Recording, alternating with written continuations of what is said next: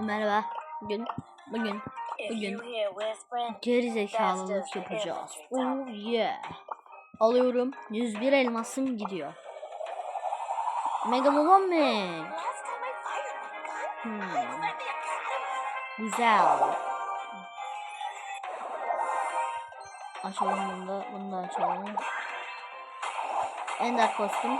Oha, Ender kostüm bile vermedi. Ah be.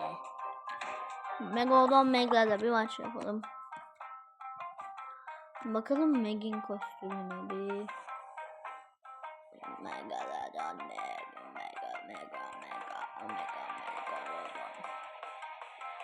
Meg nerede lan? Omega. Heh. I did it. Güzel bir kostüm. Bu işte böyle. Abone ol dostum.